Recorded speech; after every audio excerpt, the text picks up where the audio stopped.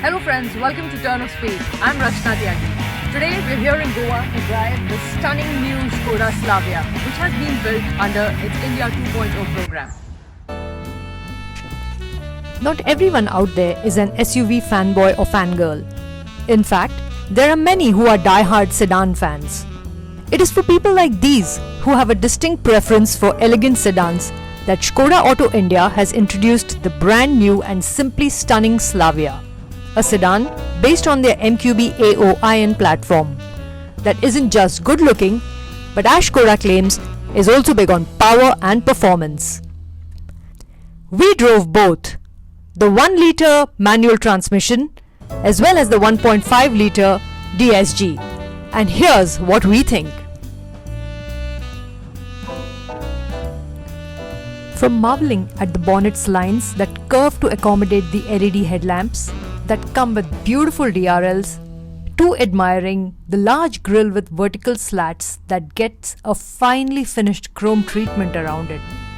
And with the Skoda badge at the center of the bonnet, you'll see that it all comes together beautifully. While the Slavia does get its bits of chrome on the grille, the door handles and on the window trims that extend up to the C-pillar, the ORVMs though are body colored.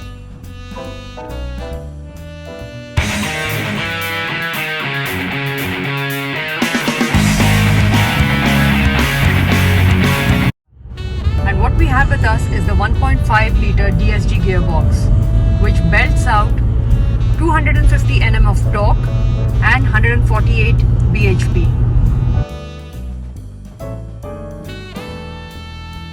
What makes the Slavia really remarkable is the fact that it's not just taller, but it's also wider as well as longer, and that adds to the comfort factor of the passengers. Inside, the dual-tone dashboard looks refined and makes use of some high-quality materials like the piano black finish that gives the interiors of the Slavia a very polished look. While we are not kicked about the golden-colored strip that runs across the dash, it may well find its own set of fans out there. The 10-inch screen looks sharp, and below are the aircon controls that can be slid forward and backward to control the temperature as well as the fan speed. However, this takes concentrating, at least until you've got a hang of it, to operate it smoothly without getting your eyes off the road. Rotary dials could have done the trick as well, we feel.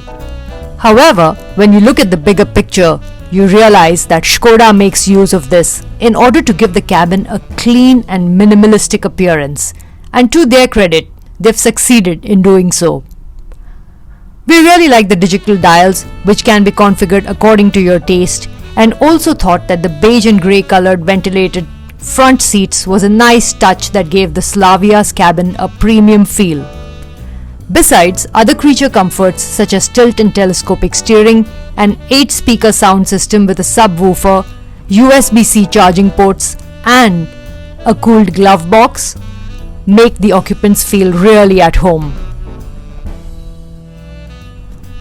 Drive it hard and you'll instantly feel a surge of power as the 150 horses unleash to put a smile on your face. The Slavia feels well planted and you feel super confident even while cornering.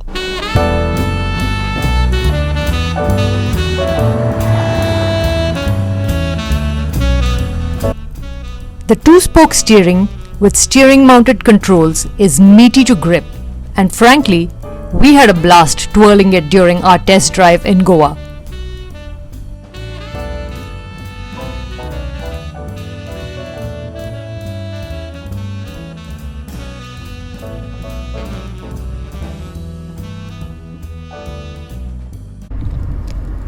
The Slavia makes gear shifts super smooth and easy, and while the Slavia is fast and nippy on open roads, it also felt nimble enough while driving within the city limits.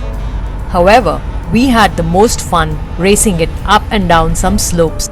Next, it was time to drive the 3-cylinder 1-litre TSI engine that is mated to the 6-speed manual, which produces 115 horsepower.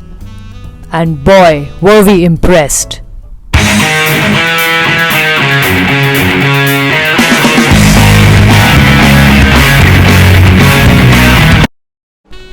Driving the Slavia 1-litre manual transmission is a pleasurable experience, and it must be said that it soaks up all kinds of undulations pretty well.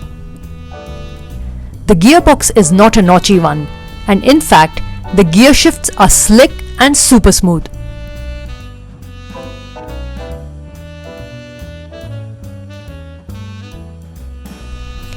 In terms of safety, it wouldn't be a stretch to say that the Slavia has covered almost all grounds and packed it with features such as 6 airbags that in fact come as standard, as well as brake disc wiping, besides several other features. All of this, combined with Skoda's famous robust build quality, further ensures peace of mind for the buyers. What would be our pick from the two that we've driven, you ask?